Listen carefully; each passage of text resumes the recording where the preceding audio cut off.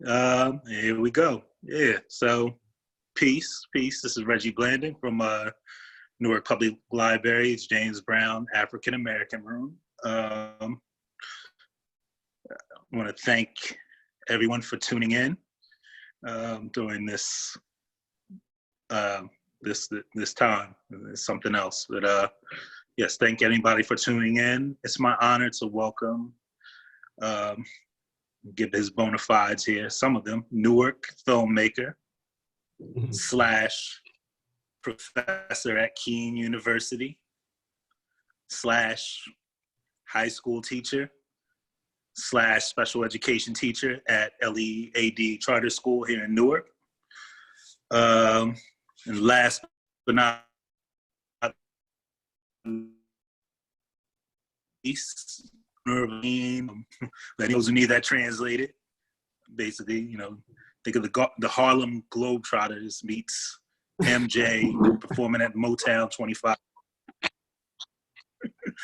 with a picture of Iverson. So yeah, and that skill is on display in his film, which we're here to talk about today. DNA, using genealogy to change my last name, a slave last name, slave. Let me pull out the card here that I had out already.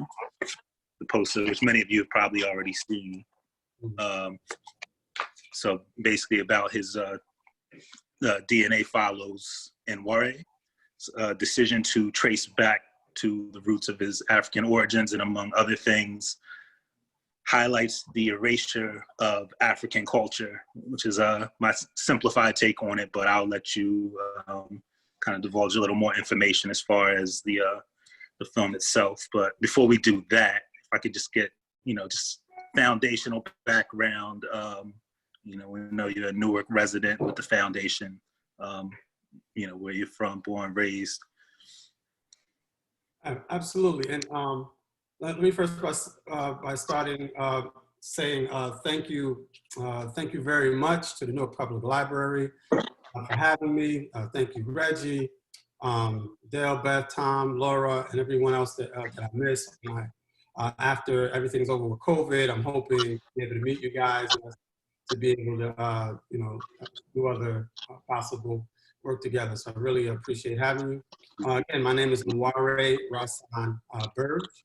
I'm born in Hackensack, New Jersey, but raised in Newark. I moved to Newark when I was about 5 years old. So raised in Newark, New Jersey. So as I'm giving a bio, I'm also giving a shout out to, so went to Maple Avenue School, Maple Annex, then attended the Newark Boys Chorus School, which gave me a very much enlightenment on arts and culture. And after Newark Boys Chorus School, I attended Arts High School in Newark, so a shout out to all my Arts High School people. Eventually during that time, I was heavy in the basketball also. So eventually, played a lot of, played for the high school, played in leagues and tournaments, had a little college type of stint where I played in college leagues and stuff like that, which plays a major plays a major role in the film. That's why I mentioned basketball in regards to the context around the film. But giving shout out specifically to Scribe Media Center, Philadelphia. Miss Palat from Camden, the Egg Bay, Joba in Philly, WURD. Importantly, the Black Star International Film Festival, which nominated my film Best Documentary in Ghana, though. Now there's 2 Black Stars, one in Philadelphia, this International Film Festival in Ghana. All right, and Medgar Evers College, Brooklyn College, and AfricanAncestry.com. So if you can see here, I have my Nigeria shirt, and so it's a shout out to Dr. Page and Dr. Kiddos of African Ancestry. So, and for those who have seen the film or the trailer, she's a major part of the film. Dr. Leonard Jeffries is in this film. And so the film, the name of the film is called DNA, Using Genealogy to Change My Slave Last Name. All right, so that's the name of the film. all right? And the question that the film asks is, should Black people change their white last name? All right, so like you said earlier, I'm a history teacher. I'm also an adjunct professor at Kane University. I teach a course of Films of African World Experience. And so it's generally where I'm going to be going with my films is just also posing a question. I have a bachelor's degree in liberal arts, political science, and a master's degree in education. So I kind of navigate in between the film world and academia. I realized that with this film, I could, facilitate discourse, at universities and institutions. So I've been able to speak at Oxford University in England in regards to this discourse, University of Helsinki in Finland. I'm also a member of the National Council for Black Studies. So I will also present and lecture and have discourse at different conferences and things. So to speak on the film and to give a little context and backdrop, the film is basically an ode for me because historically, I always wondered, not always wondered, when I began to learn history about my culture, one of the things you hear from coming from being descendants of Africans, right? West Africans specifically, right, is the understanding of losing a lot of the culture. Now, I had a discourse with one of my students when they say, "Hey, African Americans are going to have culture," and then I started talking about the jazz, the blues, the hip hop, the food, the way that we talk. Like, we have culture, but when we think culture, we think, a language or a type of garb, right? How we explain ourselves and things like that. And it seems to be this thing. And I said, hey, people of Africa, we have these cultures. So they said we've lost our religion, right? We've lost our language. We've lost our concepts of philosophy and ideological perspectives, right? That are more Western. So these are some of the discourse around that. So one of the things that hit me one day in the film, if you guys, when you guys see it, like I said, I'm a basketball fan, and I played and watched, and so one day I'm watching these two white girls named Heather and Heidi Burge, and they were very good basketball players in the late 80s, and so they're doing like an expose on, I believe, ESPN on one of the stations. And so I think I was maybe 7th grade, 8th grade, or freshman, I'm not sure. And so I remember yelling to my mother, hey, mom, come here quick. They're doing, these two white girls, they have my name. And, it was Burge. And then she looked at the TV, she looked at me, she looked back at the television and looked at me, and she said, no, Nware, they don't have your name, you have their name. And then it's a piece that I talk about in the film. And, I'm young, so I don't really, I understand, but I don't understand at that point. I know the history, some history of slavery, you're 12, 13, 14, so you don't really have that context yet. So as I got older and started doing my history and understanding things a certain way and becoming an African history teacher and a professor and all these things, now there's a whole different context, narrative, and discourse around it. And, I began to think, well, we are so autonomous with these first names, where we try to, we've created names so that so that's not Tom or John or Jane. And so, I'm not saying anything negative about that, because I understand the reasons for that. For some type of autonomy, right? 3-syllable words, 3-syllable names, 4 syllables, Shaniqua, Quasia, that may be Arabic or African sounding, right? And there's pride in that, there's dignity in that, right? But with that autonomy, I began to think, well, our surnames, our last names, Jenkins, Johnson, Wilson, Smith, O'Neill, Robinson, you know, I could go on, are English and European. So when we're writing that down, that represents enslavement, believe it or not. And so it's not necessarily, you know, the physical change, but when you're carrying ancestry, you know, Irish, English, and Germanic and French, and we are of West African descent specifically, and some may debate about the continent and the travels from East Africa to West Africa and things like that, but specifically when we're dealing with the Akan, Ashanti, the Igbo, Yoruba, Ifa cultures, things of that nature, those aren't the names. So it's as if I you know, introduce myself and I say, hey, how you doing? And, you know, I give you a beautiful name like, hey, my name is Rajiv Patel. Or, hi, you know, my name is Len Yao Min. You know, a person might look, you know, especially a Black person, a European person, might hesitate, like, is he into the Wu-Tang Clan or something? Like, what's going on here, right? But if I say, hey, my name is John Robinson, how you doing? You won't think twice. Not really thinking that historically this is a European name. And so it's as if a blonde-haired, blue-eyed person introduced himself as Hakeem Olajuwon. Say, hi, my name is Tupac Shakur. Hi, my name is, you know, Olufemi, you know, and you might say, okay, how you doing? But you're thinking like, why doesn't that connect? But depending on your mindset. But, you know, the idea around this film is to facilitate discourse. And for me, I've taken pride in, you know, understanding history and culture. Now, I'm prideful of my last name because in the film, I talk about much of my family being professors and doctors, and, you know, having doctorates and, you know, hardworking people in the military. So it's a name that garners a lot of pride. But at the same time, it comes from the Norman area or Northern England. And so I was able to go to England to actually, you know, research my mother's surname and my father's surname. My father's last name is Burge.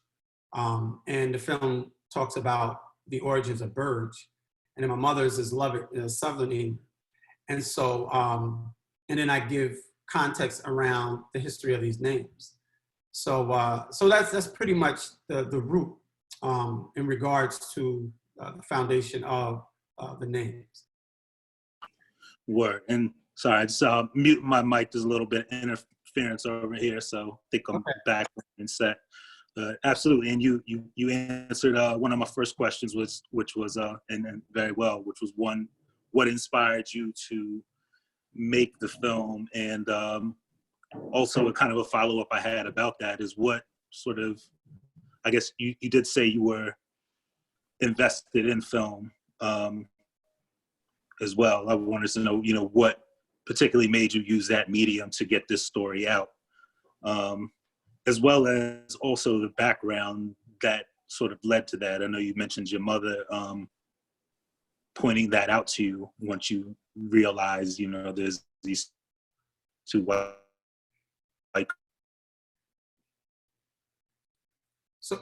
So you're freezing a little bit now. So sort of that's the back. Okay. Yeah. Yeah. I think we both. There we go. Yeah. Okay. So I'll speak to that. So again, I'm an educator. Like I said, I teach. You know, adjunct professor and a high school teacher, and also special education. I didn't speak on. That's what I teach, my special education background, social studies, et cetera, et cetera. But I was in Philadelphia, and I want to give a shout out again to my people in Philadelphia and again, Scribe Media Center. I took I believe a 12-week film class. So I don't have like an MFA in Masters of Fine Arts. It was kind of like I wanted to learn to use the camera. I wanted to, you know, tell some subject matter or film, or create a film around the subject matter around, you know, something cultural, right? So I take this 12-week course where you learn to use the camera. You get a little bit of coursework around using Premiere Pro systems, but nothing really on that mass, you know, level. And so during this time, at the end of the 12-week program, you are to create like a 10-minute or 15-minute film. And so the cohort is about, I believe, 8, 9 people. And so we would come together, create a schedule, and help each other with each other's films. And no more than, sometimes it may be a day, sometimes maybe a couple hours, but nothing major because we're brand new at this. And so my film happened to, when I began to do the editing, the discourse around the topic garnered for me to kind of extend the time. And so again, the film, it features Dr. Gina Page of AfricanAncestry.com, Dr. Leonard Jeffries, a legendary scholar here in Newark, Senator Kevin Parker out of Brooklyn, a Hebrew Israelite brother by the name of Tazariak, and the Brown family of the Egbe Joba, who are Ifa practitioners. And so, you know, I had to extend it and to give a shout out to the teacher, Alex Marte. He said, oh, you can extend this, okay. And so next thing you know, it's 30 minutes. And then the film festival, or not the film festival, but the school had a film, not a festival, but a film viewing of all of our films. And mine went last, and a lot of people liked it. A few people say, it's like a PBS type of documentary, PBS style. And I was like, oh, wow. You know, I'm thinking it's just a little something I put together. So I then began to look into film festivals maybe a few months later, and I needed to add some time. So I quickly added time to the film, about 10 minutes, and it came out to be about 45, I believe. Put it out there. Next thing you know, the Black Star International Film Festival accepted it. I was ecstatic. And then I think about a week later, or 2 weeks later, they sent me another email saying I had won Best Documentary for all the films. And I didn't know, it was crazy. And, you know, and then I'm in the film game now, you know what I mean? And so I was so happy. And then this is, you know, right here, this is the award. And so it was kind of like, when I got it, it was like, you know, probably one of the greatest things that's, you know, ever happened to me, besides having, you know, children and dunking basketball and crossing somebody up and making them fall. You know, outside of that, it's really one of the greatest, greatest things in my life. So, wow. And yeah, big ups to that. And I mean, that's out the gate. You came out the gate, and that's just, you know, pursuing your passion. Basically, you sort of held it already prevalent interests. You know, I'm assuming, of course, the interest in your name started before the film stuff. So that just, to me, that's inspirational story right there. Just pursuing your passion, these two things converging, and, you know, the benefits of that. So yeah, and one quick thing too. It also allowed me, you know, I was able to screen my film at the International Pan-African Festival in Cannes, as well as it won, it was nominated for Best Documentary at the Newark International Film Festival, as well as the San Diego International Film Festival, and then was interviewed, radio interview by the BBC in England. And so, you know, but it's funny because, and my apologies for cutting you off, Reggie. My apologies. Oh no, not at all. It's to me, you know, being a child of hip hop, it's like a mixtape, right? And I was hoping to put it out there for, you know, for grant funding, so I could be able to do maybe another edit of this version, as well as other films that I plan on doing. And so it's kind of like I'm just learning the craft, but now looking for, you know, PR, marketing, and these other elements, because now I'm sort of swimming, even though I'm having success, if that makes any sense. Yeah, absolutely. Oh, hold on a second. Making sure you ain't freeze up on me. Okay, yeah, I'm here. Okay, there we go. Word, yeah, that's, and again, big ups for basically coming out the gate and achieving all that success with this film so far. And, you know, I've seen the film, and, you know, I think we talked about the importance of sort of developing outside of just this Eurocentric culture. You know, there's two ways we approach it. I think I was telling you about my, you know, reading Rolling Stone magazine as a kid and getting into rock music, and then seeing all these Black artists and my aunts and, you know, record collections, and thinking, well, okay, I know about Bruce Springsteen or this underground, you know, rock artist, but I know you're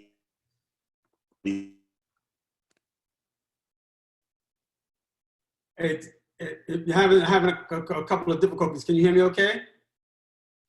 Working your way around that Eurocentric. Uh-huh. You're in and out. So I'm going to speak because you're in and out. And for people I can see, give a thumbs up if you can hear me. If you can hear me. Okay. Because Reggie, you're having a little bit of, if you can hear me, a little bit of difficulty. Shout out to my Aunt Feenie, the brother Killer V. Peace, brother.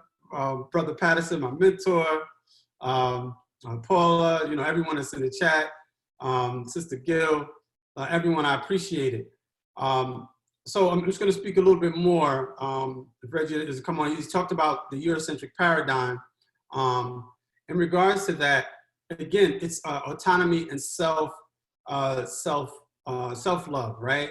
And so we understand, or we should understand, I don't want to generalize, but we should understand at this point, in regards to racism, white supremacy, and the history of slavery here, all of the elements of our culture that we lost, right? But we were able to maintain very key facets of that culture, but specifically in regards to language, spiritual systems, name, family structures, and all that. And so when I deal with the name, it's again, from what Reggie was just speaking on, in regards to the Eurocentric paradigm, I'm not sure if many of us even know or understand that. And it's not a disrespect to anyone here in the chat or anyone, I mean, myself included, the level of how European we are as people of African descent. And some people may have difficulties finding that, but when you begin to understand African cosmology and these understandings around their ideological perspectives on things historically, right? As West Africans and Africans have become more westernized, but understanding ourselves when you read and study African culture, then you have more understanding of how European you are. So, and that's a part of the acculturation being brought here, right? And it's forced acculturation, right? It's not by choice. And so this is when you're saying Eurocentrism, we're talking about not just physical enslavement, but mental enslavement, because you may have something directly in front of you that may be clear, but I open up the film with a term by Frantz Fanon, and it's not his term, but I think he popularized it, cognitive dissonance, right? And so when we understand cognitive dissonance, understanding something that we know and we're clear of, very clear, but then we begin to give it a different narrative from our perspective that may be, you know, totally diametrically opposed to that truth and that reality, if I'm clear, if that makes any sense. So I think it's very important for us to understand that as a people, and going forward, you have these people who are concerned, and like I was at the American Name Society conference, giving a presentation in New Orleans, and a gentleman was talking about this being separatist. And I had to address him, you know, saying that if the mindset of the, what we call the so-called founding fathers had a, you know, multicultural understanding and agenda, then we wouldn't even be having this conversation. All right, so it's not a separatist thing, it's just, and I said to him, Hanukkah comes, everyone should be dressed in that garb, right? When Chinese New Year's come, all of America should be dressed in that garb, right?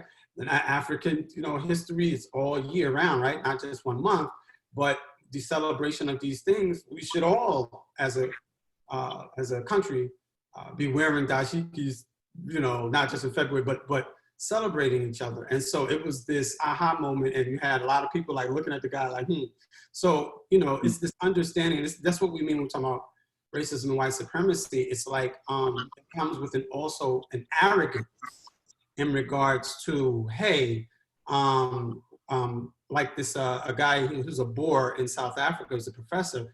When I spoke at the University of Helsinki, and he was taken aback by me wanting to change my, Germanic last name.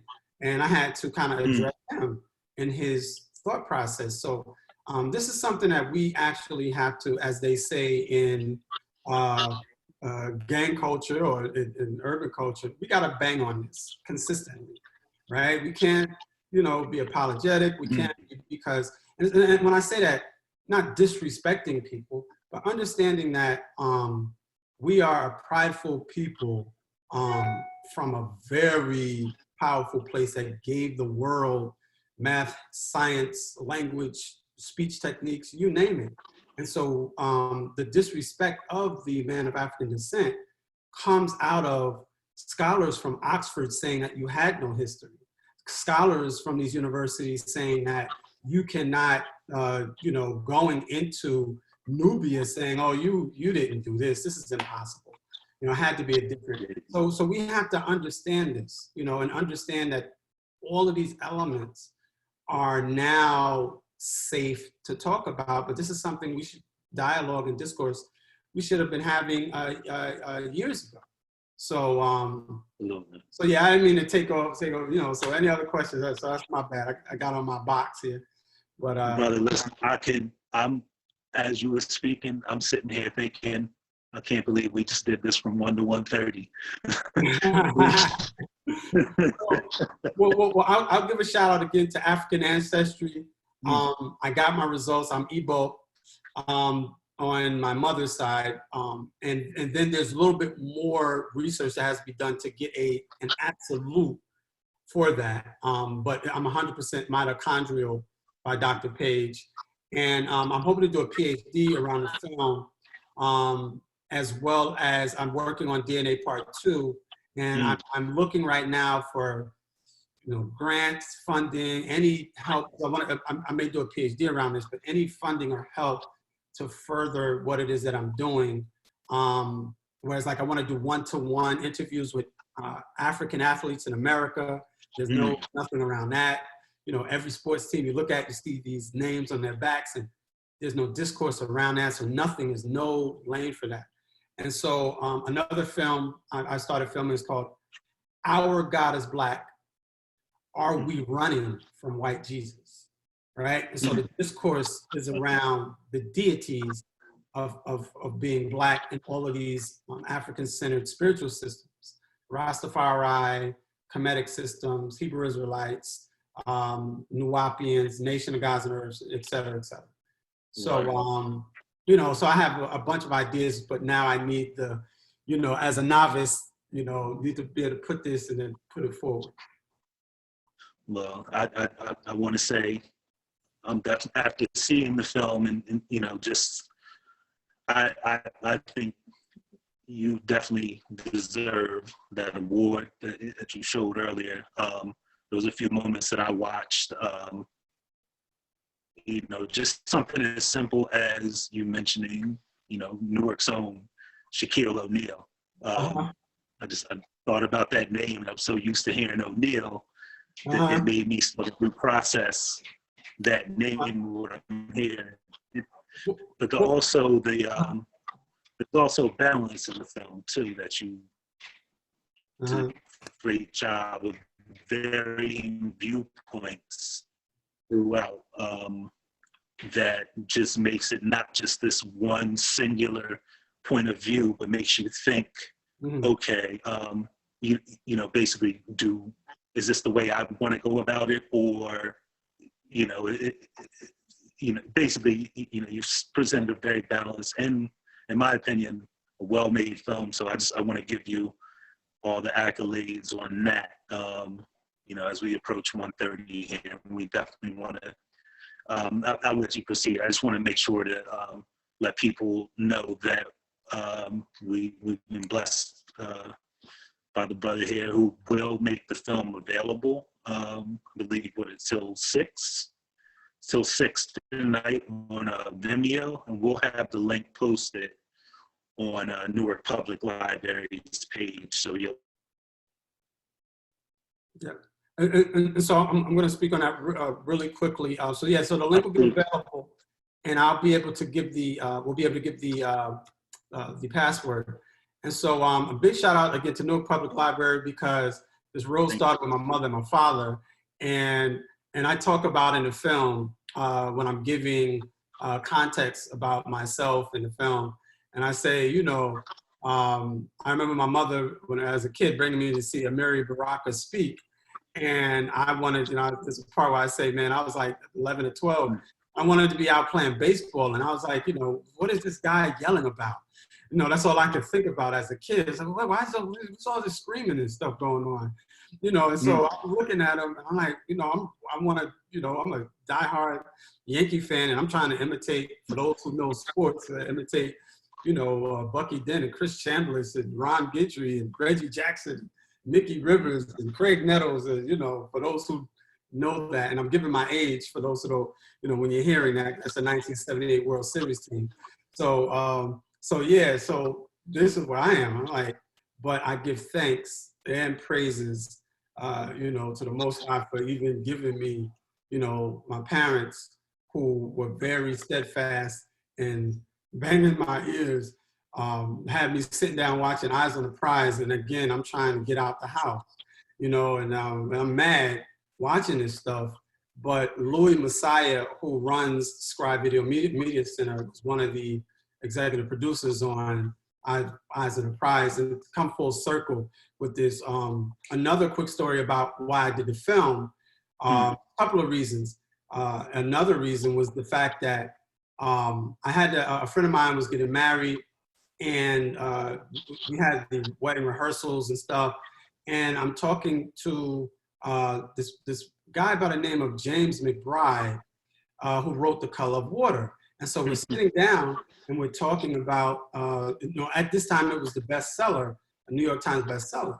And so I'm saying, hey, so how's the book? And he's like, yeah, book is great, but my father's sitting here, we need to talk about World War II. They don't talk about Black men in World War II. And I think I'm gonna do something around that, maybe write something on my father. Well, this was a discussion in this room, and I think 3 years later, I see this book, 4 years later, this book comes out called Miracle of Santa Ana. And so I'm looking at the book, I'm like, oh snap, this is what we were talking about in the room. I think 4 years after the book, Spike Lee made a movie called Miracle of Santa Ana.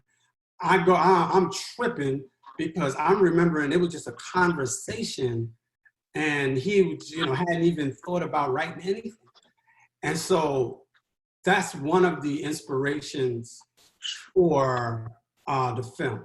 I really, that's one of the inspirations. And so to actually be able to see that, and me not having an MFA and having a film background, but it allowed me to have that vision of putting a film out. And then another quick background, because there's a lot of reasons why I did this, and I talked about history and culture, but I remember one of my courses I had, and you know how you do icebreakers? So we were doing an icebreaker for this course, and Professor White Guy, everyone was going around, right? He asked them, hey, what's your name? Where are you from? Why are you taking a course? And so as each person went around, I don't think he realized it, and I didn't realize it until a few days later. He was doing the etymology of the names, but wasn't doing the etymology of anybody Black. And it didn't dawn on me why until later. And so if a guy's named John Zazinski, he said, hey, Zazinski, the ski represents Polish and this and that, he's giving a history. And then if another guy, if he was Black, say, hey, my name is George Jackson, I'm taking this class, You know, I'm from LA, and oh, how's LA and how's things going? Blah, blah, blah. And then, so he did this, and I think a few days later, it was like, oh my God, he did that because he's clear on our surnames coming from Europe. So there is no, you know what I'm saying, like, you know, connection to Africa from us, because he clearly knows that as a professor, but we don't even, you know, conceptualize that. We don't even imagine that.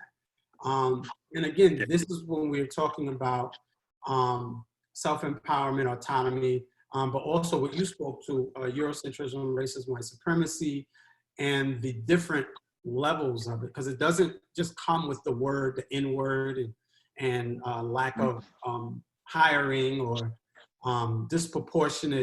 proportional, you know, and for hospitalization, all these things, medical care, you know, it comes in many angles and lengths, you know, so, so yeah. Absolutely. So I know we've gone over just a little bit. Before we proceed, I think both of us, I think we would just give a shout out to these people. And we met at this bookstore, a Newark institution. So I do just want to say, anyone here, just a quick shout out to Source of Knowledge for all the work they've done within the community. Yeah. Great books I've been able to get my nieces, and being a meeting point for me and you. Also, one of my colleagues, you know, since we have gone over a little bit, I don't know how much more time we can do, but if you wouldn't mind, we could open up the floor for any questions anyone in the room may have. All right, so one quick thing, sure. You can hit me at Facebook at Nware Burge. I put it in the chat, and IG at DNA Name Change. All right, so I just put it in the chat here. I don't know if it you know, but yeah, at DNA Name Change, and Facebook. I'm trying to hit the enter, and it's not entering. I don't know why. But okay. And we'll actually post it on the page as well too. Okay, so we'll cool. have anyone watching who wants right. any further information to get in touch. All right. So. Hey, piece of shout out to midget wrestling. So shout out to midget wrestling. Peace. One of my close friends is in the chat. So. Any thing, like I said, we got the information for anyone to get in touch with you, and I highly recommend taking advantage of the gift that his brothers bestowed to us of actually making this film available till 6 tonight on Vimeo. Again, you can find that link on the Newark Public Library page. Yeah. I also want to mention just genealogy in general is just an important resource. Okay. And you know, I know you went through African Ancestry. We have a few links through our website, including I think Ancestry.com, which my colleague Dale just did a tutorial on. But you know, with all this time right now, a lot of people, you know, if you find yourself with free time, this is one of those times where you should definitely take the opportunity to sort of research and, you know, find your roots, or, you know, do background to your family history. So this film for me was an inspiration to pick that up and do that. So I want to thank you for that, amongst other things. And I'm going to give a shout out again to AfricanAncestry.com, right? African Ancestries. Remember, there's different sites out here, but African Ancestry is what you want to look into. A big shout out really quickly to a sister friend of mine from London, England. She's in the Seychelles Islands right now, listening in from the Seychelles Islands, if you are familiar with where that is, right? Dr. Allison from Stockton University. You know, shout out to, again, my boy Killer V from Rowan. Lacey, she's up in Montreal. You know, Miss Nicole down in North Carolina. Kendall, my little cousin, Auntie Feeney, Auntie Norma, Brother Patterson, my mentor. You know, my biological son, Donnell Oliver. No, he's my friend. He's not my biological son, but but you know, just a shout out to everybody that came into the chat. And I appreciate everyone, and again, No Public Library for having me. So a quick We thing. appreciate you. Yeah, in regards to the DNA, again, everyone should do their own research on the mitochondrial, which is mother side, patrilineal, father side, to get insight, H1N1, these different terms. Just do your own research on that. We have to be careful for how the government is utilizing the DNA, to be careful with that. Dr. Page says she gets rid of everything. Again, it's a Black-owned company, but she gets rid of that DNA. Some people may disagree with that, but for safety, and you can also fill out a phony name and then have it sent back to you if you don't want these people to get your information. So any questions though, like the brother Reggie is opening up to the floor. Any questions? And I think there's a way you could raise a hand first and then I can unmute, because we don't want everyone popping on at once. So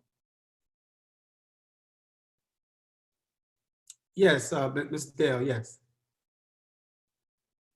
Okay. Yeah, thank you. Can you tell us a little bit about your genealogical process? In addition to African ancestry, what else did you use? Did you go to different courthouses? Did you interview relatives? And how did you eventually go back to Europe? And have you met some of your ancestors on that side? Oh, wow, great. I'm glad you asked me that. So my Aunt Finny, who's on the line now, right? They've done a lot of extensive work around the genealogy of my history and stuff, right? So I was actually given a baton, believe it or not. And so, and she's giving me, you know, because we have a tree and everything set up, right? And so with the names, I got permission from them in regards to the surname, last name thing to even pursue it. Because you want to speak to the elders first. This is, you know, typical, you know, African, you know, way that we do things, right? So I got their permission first. And understanding that coming from, on both sides, Rome, Georgia, on my father's side, and on my mother's side, Savannah and Statesboro. So there could be some Gullah Geechee there, right? So, so migrating from Rome, Georgia out west on my father's side, and then they settled in Oklahoma and got land there. So in the film, you'll see there's what's called the Burge Farm, right? B-U-R-G-E, Burge Farm, right? So take note of this. And so, again, there's that pride of the name, right, and culture. And I make a point when I'm at the Burge Farm that this is a tough thing for me, because you can't now unlearn now what you know, that Johnson, Jenkins, O'Neill, Burge, Lovett, and these things are English, and it's like it's almost like still being owned, but we don't conceptualize this, right? And this is how we've been indoctrinated, and so that lineage and that genealogy, that the work that they've done, of course, we know these branches go so many places, but that mitochondrial goes directly to the mother. On the father's side, it's a little bit different because of the indiscretions of the Europeans, right? And we don't have to go all into that. I think we're clear on what happened on the plantations and stuff. So when I actually went to England, and I sought out at University of West England in Bristol, and University, I think, of Leicester, and spoke with some university professors who do not only linguistics, but they do what's called anthroponymy and onomastics, the study of names, right? And so when I went there, I spoke with this gentleman, and we sat in his room for hours. I actually also went to the Society of Genealogists in London, so a shout out to them, because this is where Lovett and Burge is from, my mother's surname, my father's surname. So now that I'm Igbo, I have to I found out on, at least matrilineal, because I have to still get the patrilineal, but now I could do research around that. right? So, and see what the Igbo naming system and how that works, right? So going into right now, you see my Alekes, which is a part of the Ifa Yoruba West African tradition, right? Things that I've learned around that. But this is how this genealogy and things are connected. My daughter actually has an Igbo name. When people hear my first name, that was given to me in 1970 before any of this, the Igbo was like, that's an Igbo, that's a Nigerian name. So it's all this coming full circle, right? But now when I'm part 2, and I'm going to be putting out a trailer very soon for part 2, because I've been very, very busy with teaching and stuff like that at Key University and at Lee Charter School. But I'm trying to make a trailer. In that trailer, I'm going to show, where Burge Farm in London is one of the main areas of where the Burge name comes from. Flipped me out when I saw this. And so I only, I shouldn't be telling that, but I showed this at the presentation at the National Council for Black Studies. And they were, and my uncle attended, and, a good amount of people there. And it was like, oh, wow. And so what is the irony of that? And so I hope to bring this out in part 2, but this is where I'm hoping, as I'm reaching out to different film companies, because like I said, it's a mixtape. And if anybody knows hip hop, you got a mixtape, you hustle to different companies and record companies and labels, say, hey, look what I did, look what I got here. And, think we could work something out. If not, I've been filming, so I'm going to continue to film. But I'm hoping, at some point in my travels globally, hoping that it'll connect and people will say, hey, well, we want to look into this and maybe fund you and maybe find resources for you to continue these projects. So, Sure. So I know I always get long-winded, but I'm no, that's a question. It's fine. I know we're coming down. We about made it to 2. I was going to say, I think Jonee, I believe that kind of answers one of the 2 questions that I've received. I think she was asking, let me just double check here. Hopefully you can still hear me as I pull up the chat. How long is the process? Oh no, so that's the other question. What are your steps as far? So I'm going to try to look here because I see Khadijah. Shout out to Khadijah. To ask, yeah, how long does the process take from close to start? Okay, in regards to the name, right? Mm-hmm. Yeah, so that's something, but it's going to be longer than what I thought it was, because you don't just go and give yourself a name. So in, like, for example, in any file you'll do, you can either become initiated or in spiritual systems, there's a process around it, and it's given through readings and different methods. That's where I'm hoping to be able to go to West Africa. Shout out to Mark Connor, my brother Mark out there. Mark, I see you. But again, there's a process, and I'm hoping to go to West Africa and be able to do that. Or maybe do it here with the brothers and sisters who are Igbo here, African Americans who have gotten their ancestry back and stuff. So there's a process that I have to now think about. And now, again, when it comes to the licenses, because this is a great question that when I had an interview on the BBC radio, he asked about licenses, birth certificates, and all this kind of stuff. Yeah, it's a pain, but at the same time, we change credit cards, we change all kind of information on these documents. So, it can be done. So I've thought about that, and so I'm going to look into that. But it's going to be a process. So, but ironically, my father gave me the name Nware, right, as a first name. Mm-hmm. So, and people say, "Did you change your name?" I know, my dad gave me that. Rasan is my middle name, which is Arabic, and Burge is kind of a mixture of, you have this West African, Islamic, and then European, and it's sort of who we all make up. But if I'm stopped, and I'm in a car, not going to identify me as European. Okay, so you know, I'm clearly seeing from my phenotype. Now phenotype meaning bone structure, body structure, eye structure, head structure. So get my teacher mentality on here again. But you know, typically they'll be like, hey, you know, or what are you doing here? Whatever might ensue, and what we know goes on here in America. So we're clearly, you know, West African by just eyesight, right? So. But yeah, any other questions? Say Brother Brad charges you 100 to change your name. Woo. Yep. Yeah, I think the other one was just the process and how long, which I feel like that could just vary depending on, you know, different factors. And I guess with this coming up on, well, so we made it about an hour. Which I'm glad we could do an hour more. I mean, yeah.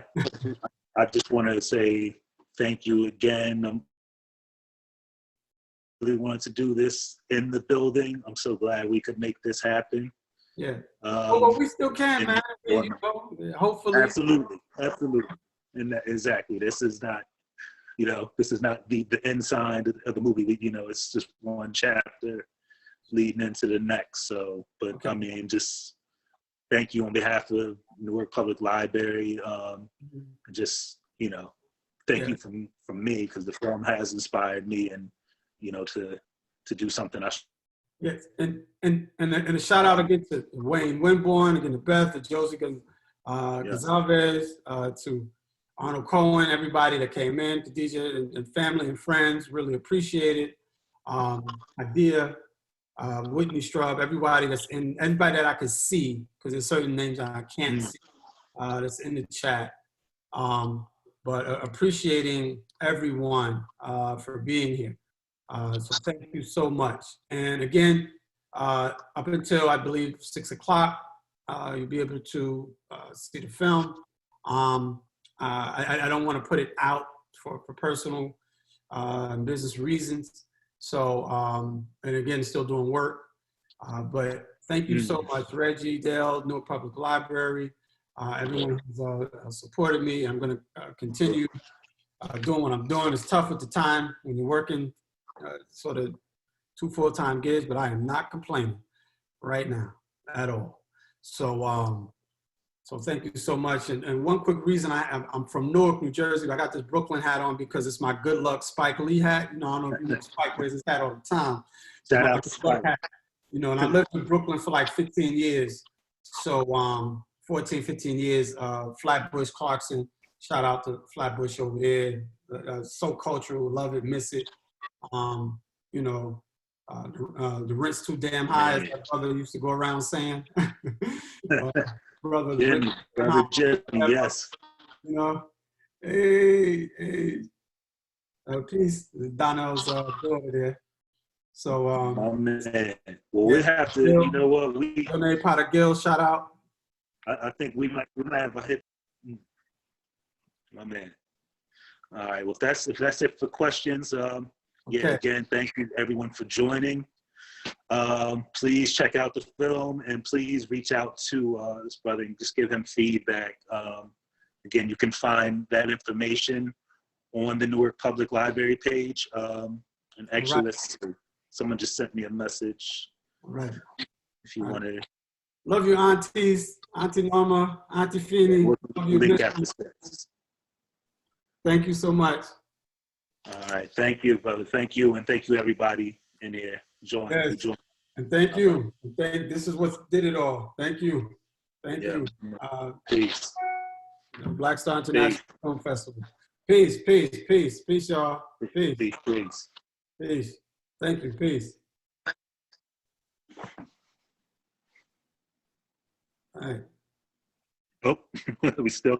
All right. I'm gonna click in. I'm gonna call you. All right. Peace, y'all. All right, brother.